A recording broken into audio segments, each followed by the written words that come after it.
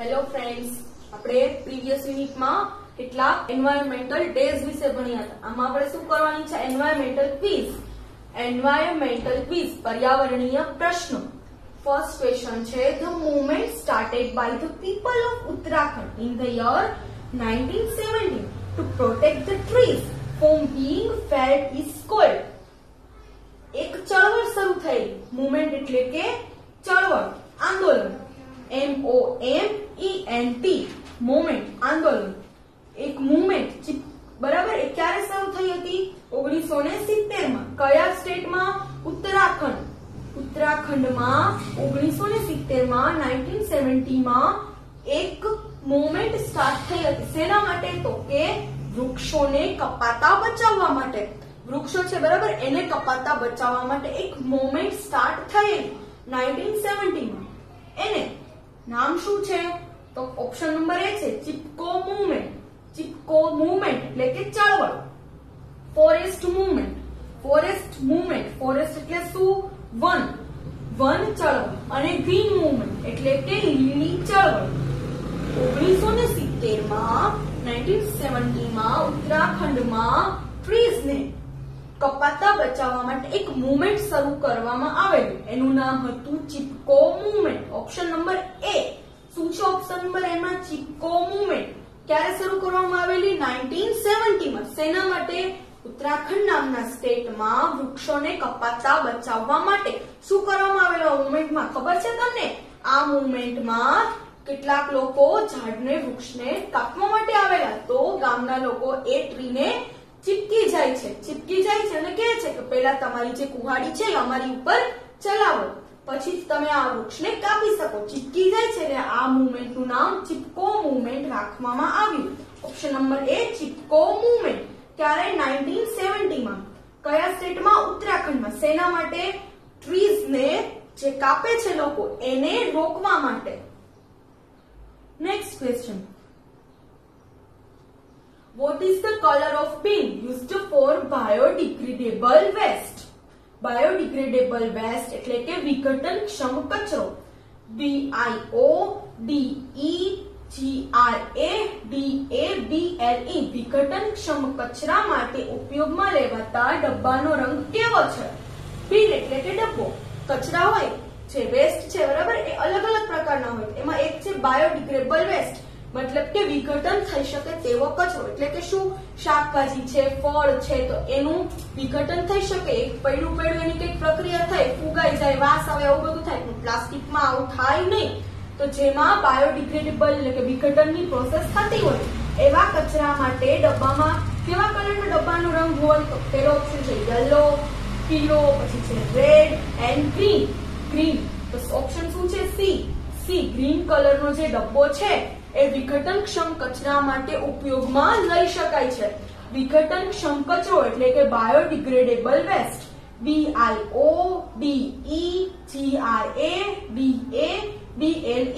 Biodegradable waste જે કચરો છે બાયોડિગ્રેડેબલ, એના વિઘટન માટે ગ્રીન કલરનો ડબ્બો ઉપયોગમાં લઈ શકાય છે. Which of these is non-biodegradable? Non-biodegradable એટલે કે વિઘટનક્ષમ ન હોવું. આ જે ત્રણ ઓપ્શન છે એમાં એવું કયું છે કે જેનું વિઘટન થઈ શકતું નથી? તમને હમણાં શું કીધું કે ફ્રૂટ છે, શાકભાજી છે, એવી ટૂંકમાં ખાવા પીવાની જે વસ્તુ છે એ પડી કોવાઈ જાય, સુકાઈ જાય. પણ પ્લાસ્ટિક જેવી વસ્તુમાં એવી કાંઈ જ પ્રોસેસ થતી નથી. પ્લાસ્ટિક તમે અહીં દાટ્યું હોય તો એ કેટલાય વર્ષ સુધી એમને એમ રહે છે. તો નોન બાયોડિગ્રેડેબલ વેસ્ટ કયું છે?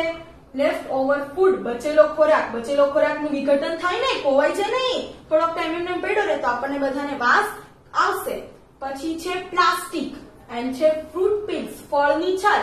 ફળની છાલ પણ પડી રહે તો એ પણ કોવાઈ જશે, આપણને એમાંથી પણ વાસ આવશે. તો લાસ્ટ શું છે? શું ઓપ્શન બચ્યો? તો પ્લાસ્ટિક. પ્લાસ્ટિકનું મેં તમને શું કીધું? પડ્યું હોય એ કેટલાય વર્ષ સુધી એમને એમ રહેશે. તો પ્લાસ્ટિક શું છે? નોન બાયોડિગ્રેડેબલ વેસ્ટ, વિઘટનક્ષમ નથી એવો કચરો.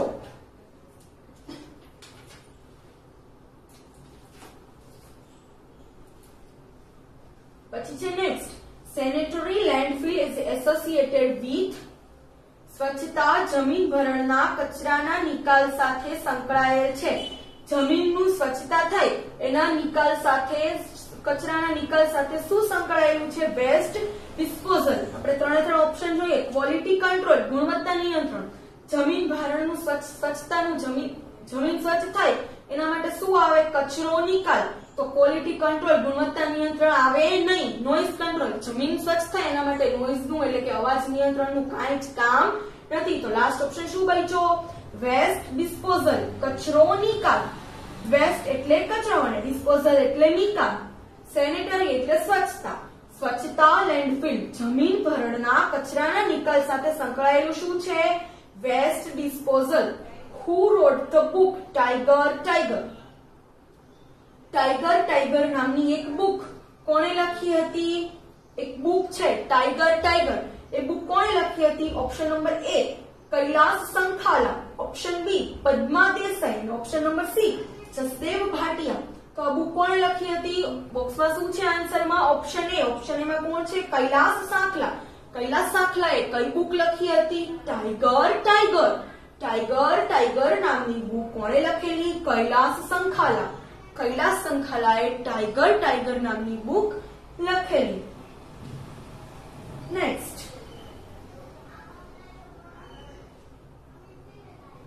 where is the India is the Silent Valley located? ભારતમાં શાંત ખીણ ક્યાં સ્થિત છે? Where is the India is the Silent Valley located? Located એટલે સ્થિત. LOCATED. Located એટલે સ્થિત. ભારતમાં શાંત ખીણ ક્યાં સ્થિત છે? સાયલેન્ટ એટલે શાંત. ઓપ્શન નંબર એ શું છે? Andhra Pradesh. Andhra Pradesh. B Kerala and C Maharashtra. Answer શું છે? બી કેરેલા. કેરેલામાં ઇન્ડિયાના કેરેલા નામના સ્ટેટમાં સાયલેન્ટ વેલી છે. ક્યાં છે સાયલેન્ટ વેલી? કેરેલામાં. કેરેલામાં શું છે? સાયલેન્ટ વેલી. ઇન્ડિયાનું એક સ્ટેટ કેરેલા, એની અંદર સાયલેન્ટ વેલી આવેલી છે. Who is known as Mr. Ozone? Mister ozone. Mister એટલે કે શ્રીમાન. કોણ શ્રીમાન ઓઝોન તરીકે ઓળખાય છે? હવે ઓઝોન આવ્યું ને તો મને પ્રીવિયસ યુનિટનો એક ક્વેશ્ચન યાદ આવ્યો. ઓઝોન દિવસ ક્યારે આવે? 16 સપ્ટેમ્બર. 16 સપ્ટેમ્બરે ઓઝોન દિવસ આવે છે. હવે આ ઓઝોન મિસ્ટર ઓઝોન તરીકે કોને ઓળખાય છે? ઓપ્શન એ છે મેઘનાથ દેસાઈ, બી છે વિક્રમ પંડિત અને સી છે KR રામાનાથન. શું આન્સર આવે? KR રામાનાથન. KR રામાનાથનને મિસ્ટર ઓઝોન તરીકે ઓળખવામાં આવે છે. કયા નામ તરીકે? Mister ozone. કોને? KR રામાનાથનને. ઓઝોન દિવસ ક્યારે આવે? 16 સપ્ટેમ્બર.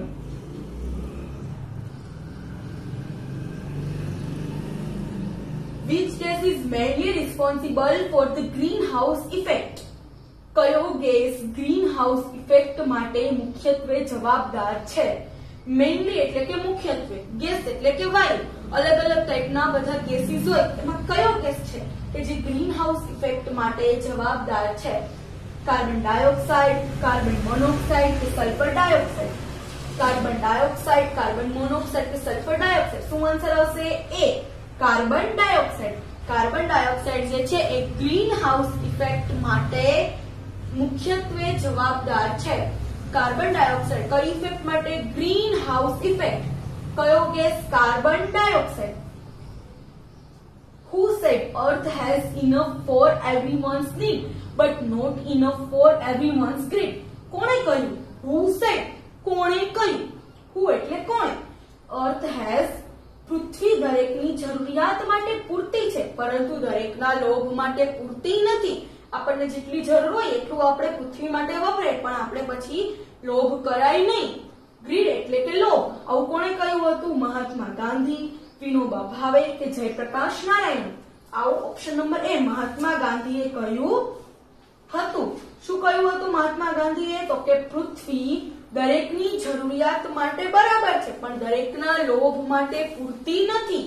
મહાત્મા ગાંધીએ કહ્યું હતું કે અર્થ has enough for everyone's need. પૃથ્વી દરેકની જરૂરિયાત માટે બરાબર છે પણ પોતાના લોભ માટે પૂરતી નથી.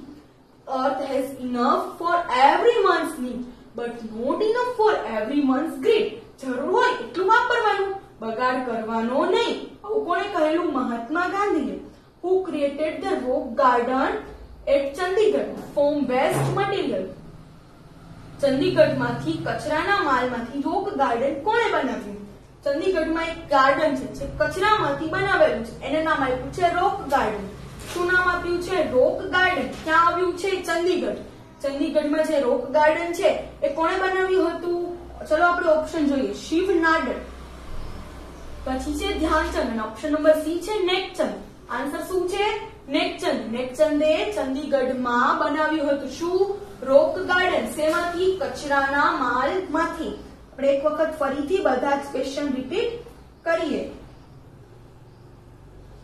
The movement started by the people of Uttarakhand in the year 1970 to protect the trees from being felled is called.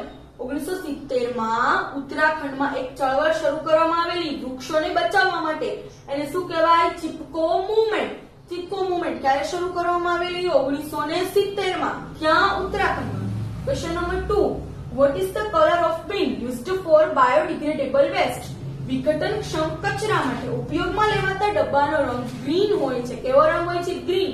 કેવો કચરો? Biodegradable. Which of these is non biodegradable? આમાંથી કયું વિઘટનક્ષમ નથી? તો કે પ્લાસ્ટિક. પ્લાસ્ટિકનું વિઘટન થતું નથી. Sanitary landfill is associated with સ્વચ્છતા જનિત ભરણ કચરાના નિકાલ સાથે શેની સાથે સંકળાયેલ છે? તો કે વેસ્ટ ડિસ્પોઝલ, કચરાનો નિકાલ. Who wrote the book Tiger Tiger? Tiger Tiger નામની બુક કોણે લખેલી? તો કે કૈલાસ સંખાલા. કૈલાસ સંખાલાએ કઈ બુક લખેલી? Tiger tiger.